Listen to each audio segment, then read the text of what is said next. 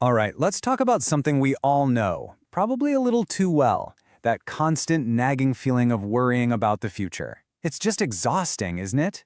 But what if you could actually get a handle on it? Let's dive in. So let me ask you, and be honest with yourself here for a second. Is your mind always racing ahead, constantly playing out worst-case scenarios, stressing about things that haven't even happened? If you're nodding along, trust me, you are in good company. Now, this might sound a little harsh, but it's a really important idea.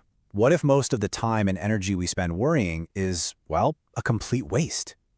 See, our brains are basically built to be future prediction machines. It's a survival skill.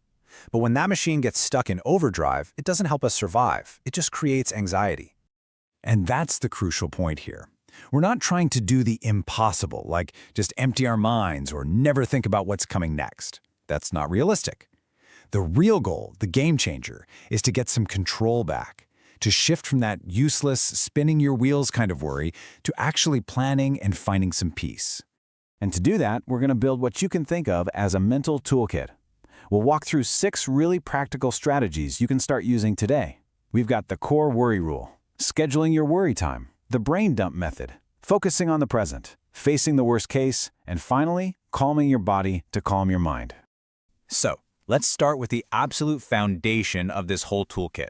Honestly, if you can get this one principle right, it's a huge first step. The power of this rule is just how simple and efficient it is.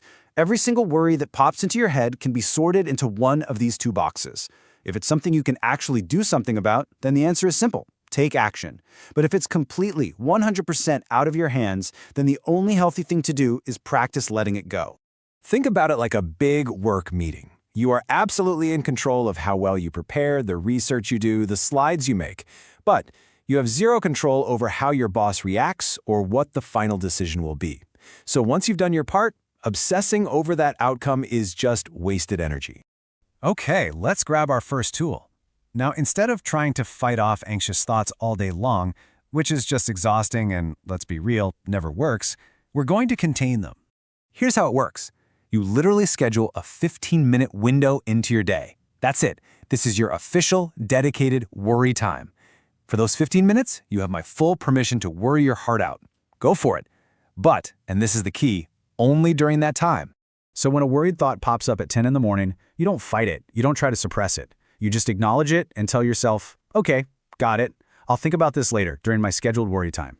See, this isn't about suppression. It's about postponement. You're telling your brain that you are in charge of the schedule, not some random anxious thought. It's a huge way to take back control. All right, tool number 2. This one is a total lifesaver, especially for those nights when your brain just will not shut off. The idea is to get all those worries out of your head and onto paper so you can break that endless loop. The process couldn't be simpler, but it's so powerful. Before bed, get a notebook. First step, just write down every single thing that's on your mind. Don't filter it, just get it all out. Then, step 2, go back through the list. For each item, you either decide on the very next single, small action you can take, or you label it not in control. This basically tells your brain, hey, I've got this handled, so it can finally relax. Our third tool is all about what we call attention control. The best way to think about it is like a mental muscle that you can actually train and strengthen over time. Just stop and think about this for a second. Almost all of our anxiety is rooted in what-ifs, right? It lives in a future that hasn't even happened. By contrast, peace and calm, they're almost always found right here, in this present moment. The trick is training our attention to actually stay here. So how do you train it? With little exercises. When you're walking, just feel your feet on the ground. When you're eating your lunch, actually taste the food instead of scrolling on your phone. When you're at your desk, just focus on one task at a time. Every time you do this, it's like a rep for your attention muscle. Now for a tool that's going to feel a little strange at first, a little counterintuitive. Because instead of running from our fears, we're going to turn around and look them straight in the eye. So when you're spiraling with worry about something, I want you to stop and ask yourself this question, and I mean really ask it. What is the absolute worst case scenario? Don't just feel the vague dread. Define it. Write it down. A lot of the time, just seeing it in black and white takes away so much of its power. And then you immediately ask the follow-up question. If that absolute worst-case thing happened, could I handle it? Would it be awful? Yeah, probably. But would I survive? Could I figure out a way to move on? You know what? The answer is almost always yes.